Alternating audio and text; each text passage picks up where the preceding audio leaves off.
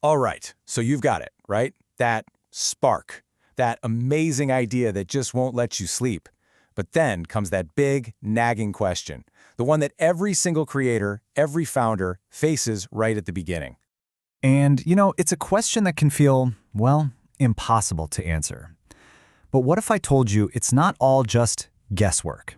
In this explainer, we're going to break down a really powerful framework that's going to take you from that feeling of, I hope this works, to, I know what to do next.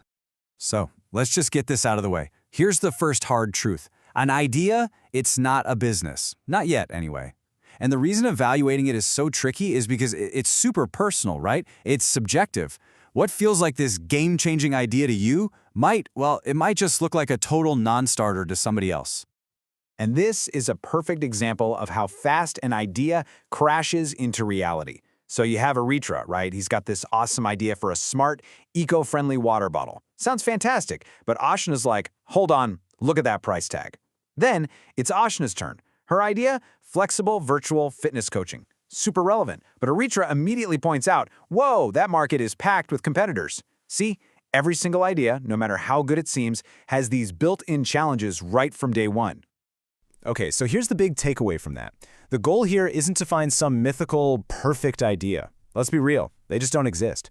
The real goal of all this evaluation stuff is to see your idea for what it truly is. The good, the bad, and the ugly. It's about making sure you don't pour years of your life into something that's just a dead end. It's all about being brutally honest from the get-go. So, how do we actually get that realistic view? Well, we're going to start with a really simple but super powerful tool. I want you to think of it like putting on 3 different pairs of glasses. Each pair is going to help you see your idea from a totally different and totally critical angle. All right, first pair of glasses. This is the who cares lens. Seriously, who actually cares about this? This is all about the market. Is there a real, nagging, painful problem that people are desperate to solve? And are there enough of those people to even build a business? But here's the kicker. Are they willing to open their wallets and pay you for it? Okay, next up, we swap glasses for the Can We Do It lens. This one is all about feasibility, and you gotta look at it in 3 ways. First, can this thing even be built with today's technology? Second, can we actually make money doing it? Is it economically viable? And third, is there any legal red tape or regulation that's just gonna shut this whole thing down before it starts? And finally, we've got the third lens, and honestly, this is the one almost everyone forgets. It's founder market fit, the Am I the One lens. This one isn't about the idea, it's about you. Do you have the skills? Does your team have what it takes? And maybe even more important, do you have that fire in the belly passion for this specific problem? Because that's what's going to get you through the tough times. And trust me, there will be tough times. This quote just nails it. A true opportunity isn't just about one of these things. It's got to be all 3. You need people who want it, that's your market. You have to be able to actually build it, that's feasibility. And you have to be the right person for the job, that's your founder market fit. That little spot where all 3 of those circles overlap, that's the sweet spot. That's what you're aiming for. Okay, so you've looked at your idea through all 3 lenses. Now it's time to get even more hands-on. We're moving on to our next tool. Think of this one like a GPS for your idea. It's a simple grid that's going to help you map out exactly where the opportunities are and where the roadblocks are, too. And here it is, the Market Opportunity Navigator. It looks simple, right? It's just a 2x2 grid.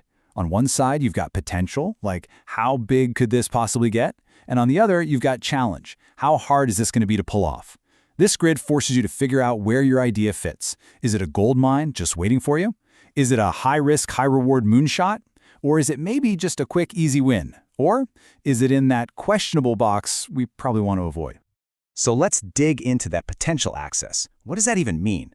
Well, first, do you have a compelling reason for someone to buy? Is your thing like 10 times better than the alternative? Next, market volume. How big is this pie really? Then, can it actually make money? Is it economically viable? And finally, a big one, customer stickiness. Once you get a customer, are they going to stick around or are they one and done? Now, I know that market volume question can feel totally overwhelming. So here's a simple way to tackle it. You start big with the TAM. That's the total available market. Think everyone on Earth who could possibly use this. Then you shrink it down to the SAM, the serviceable available market. That's the piece of the pie you could actually reach. And finally, you get super realistic with the SOM, your serviceable obtainable market. This is the little slice you can realistically capture in the beginning. It takes you from a crazy pie-in-the-sky number to an actual target you can go after. But listen, potential is only half the map, right? Now we got to flip over to the other axis and get real about the challenges. How tough is it really going to be to build and sell this thing? How long? And I mean how long until you actually make any money? What about all the stuff you can't control, like competitors popping up or new regulations? And what if people just find it too complicated? You have to think about all the little things that might stop someone from even giving your idea a shot. Okay, so these frameworks are awesome, but theory only gets you so far. The real magic happens when you see how this stuff works in the real world. So let's move from the what to the how and look at 3 real founders who tackled this exact problem. And they all did it a little differently. First up, we have Payosini Saraf. I think of her as the researcher. She wasn't about gut feelings or hunches. Nope. She was all about systematic, structured research to find a genuine, data-supported gap in the market, a white space that all her competitors were just completely ignoring. So what did that actually look like? Well, she surveyed more than 300 women to get hard numbers. Then she went and talked to HR heads to really understand the business side of the problem. And all of that work led her to this incredible aha moment. The big opportunity wasn't just about hiring more women. It was about helping companies keep the amazing women they already had. All right, totally different approach now. Meet Mayank Nagori, the observer. His story is awesome because it shows you don't always need a bunch of spreadsheets and surveys. What did he do? He just walked through supermarkets. He watched people. He noticed that the aisles were a mess, super crowded. But then he spotted it, one little piece of prime real estate that was totally overlooked, the checkout counter. And that's where he found his opportunity. And our third example is Achintya Krishna, who I call the doer. For this guy, evaluation wasn't something you did before you started. The action was the evaluation. He built an app, he launched it, and he learned pretty fast it wasn't going to scale. He pitched a venture capitalist and got told his market was way too small. But see, none of those were failures. They were data. Every single no was just a piece of information telling him where to go next. So there you have it. 3 founders, 3 totally different ways of doing things. But they all point to the same core ideas about how you can get your idea off the ground. It's all about pairing the right mindset with actual forward motion. And maybe the biggest mindset shift is this: ideate passionately, evaluate dispassionately. What does that mean? It means go ahead, get excited, dream big when you're coming up with ideas. That's where the magic comes from. But the second you switch to evaluation mode, you got to take off those rose-colored glasses. You have to become your own biggest critic and be brutally honest about every single flaw. And this might be one of the toughest pills to swallow. Sometimes it's all about timing. Check this out. GoZumo was a marketplace for used cars about 10 years ago. It failed. Why? People just weren't ready to buy a car online back then. Fast forward to today, and a company called Spinny is crushing it with pretty much the same idea. What changed? We did. Our behavior changed. And that's the hard lesson. A great idea at the wrong time is a bad idea. So where does that leave us? Look, all these frameworks and grids we've talked about, they are absolutely essential. They're your first line of defense against making huge, obvious mistakes.